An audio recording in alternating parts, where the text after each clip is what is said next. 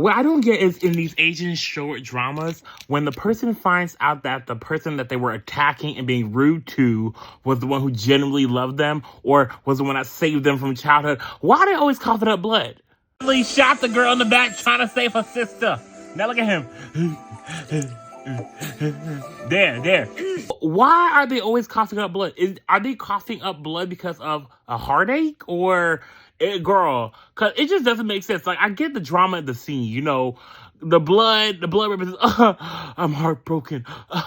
It hurt, whatever. But girl, there was no action. There was no sword fighting. There was nothing. It hurts.